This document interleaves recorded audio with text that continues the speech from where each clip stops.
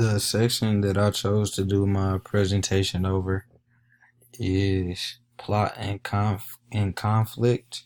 which starts on page 122.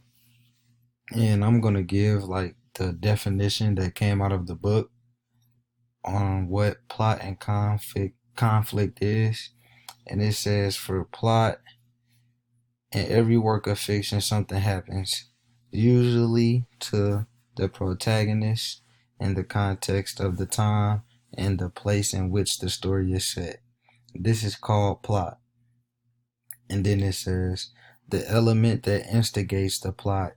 is conflict. And I would say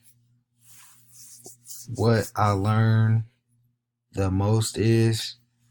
that conflict is very important in your writing, because if depending on how you use conflict in your story is what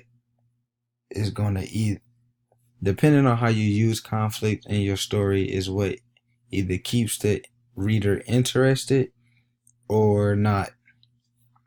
And basically in the book it says like a wrong way that you can use conflict is basically, let's say if the main character or speaker in your story has a goal or a dream, and you go through that story and the main character just achieves that dream right away with no obstacle or anything in a way, and it just goes by perfectly, that can cause your writing to be boring, and it can cause the reader of the writing to start to kind of like second guess the character and wonder like did everything go so perfect. And it says in the book, when you have that type of writing, it kind of makes the reader automatically want the main speaker or character in the story to fail. And then like I would say a good way to use conflict is if, let's say, the character has a dream or goal and you speak about or write about the obstacles that got in the way of that goal, and that's what keeps the reader interested. Because I would say, like, for me as a reader, if I'm reading about a character that has a certain goal, or dream, and when reading about how the character goes about achieving that goal or dream, the obstacles that get in the way is what makes me want to keep reading, because I want to know, it makes you want to know how they achieved their goal or dream, what they have to go through, and it kind of leaves you wanting more and wanting to know more. And some different examples of conflict can be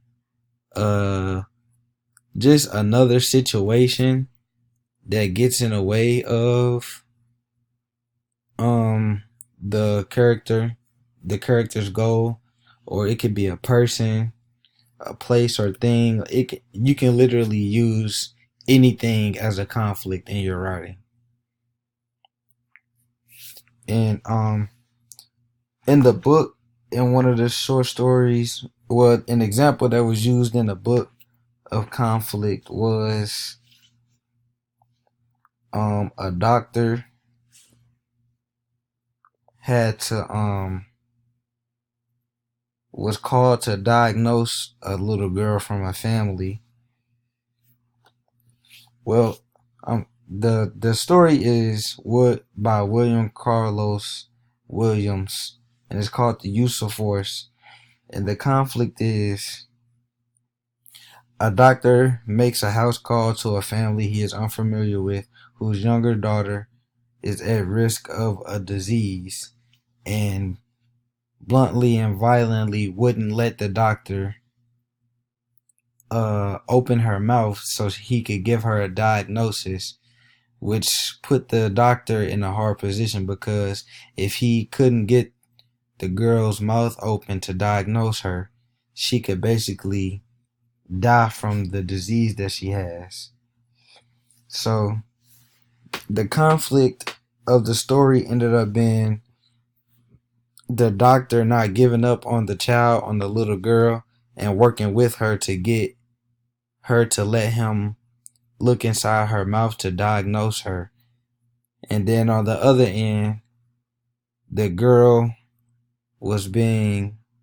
defiant and not letting the doctor see her, the inside of her mouth, so he could diagnose her. So on one end, you got the doctor who needs to diagnose this girl and doesn't want to give up on her and wants to be able to diagnose her. And then you have the girl who doesn't want to let the doctor check her out to see what's wrong with her. And I would say for my short story, the way I could have better used conflict was in certain situations I could have been more specific. Like one of the characters in my story passed away at the end of a party, and I probably could have been more specific as to why he passed away and things like that. And then on the other hand, the other main character, I should have been more specific about the struggles he went through during football camp once he left away from college. Once he left away to go to college. So I think that if I would have been more specific about those struggles that he went through in college, once he got to football camp leading up to the first game, I think it would have made the ending a bit more memorable instead of me just saying, oh, he had struggles, and then just going straight into the first game and everything being great and working out for him. But I think if I would have went into more detail about those struggles that he went through during camp leading up to the first game and how well he did in the first game, I think it would have made that moment more stand out more.